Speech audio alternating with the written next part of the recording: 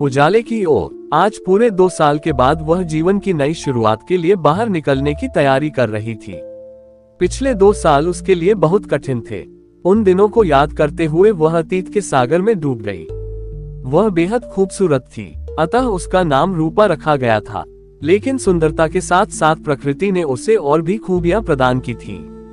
वह बहुत बुद्धिमान थी, साहस से लबरेज थी, अपने आसपास होने वाले अन्याय के विरुद्ध बेखौफ आवाज उठाती थी।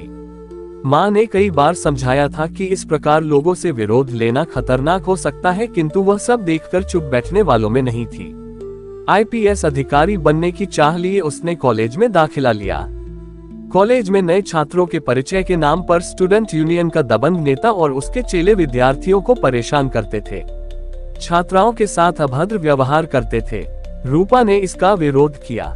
उसने छात्रों के साथ मिलकर उनके खिलाफ मुहिम चलाई। दबंगों को उसका विरोध रास नहीं आया। उन्होंने उसे धमकाया, किंतु वह पीछे नहीं हटी। तब तक नहीं रुकी जब तक उन लोगों को सजा नहीं दिला दी। अपनी हार से तिलमिलाए दबंगों ने कॉलेज जाते समय उस पर तेजाब फेंक दिया। तेजाब ने उसे बुरी तरह जला दिया। उसका चेहरा बिगड़ गया, एक आंख से दिखना बंद हो गया। लंबे समय तक इलाज चला, कई सर्जरी हुई। इस बीच वह गहन अंधकार में डूब गई थी। वह भयंकर पीड़ा से जूझती रही। मन की वेदना उसे तोड़ने का प्रयास कर रही थी, लेकिन अन्याय के विरुद्ध लड़ने वाली रूपा हार मानने को तैयार नहीं थी।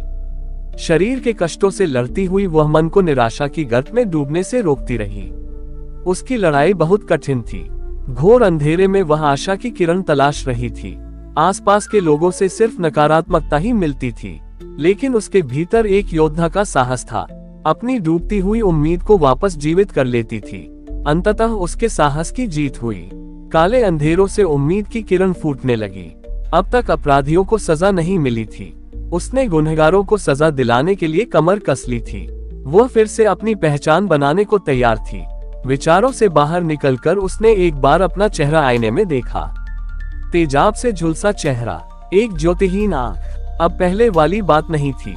तेजाब ने उसका रूप जला दिया था, लेकिन उसके हौसले को नहीं जला पाया था। वह एक और जंग को तैयार थी।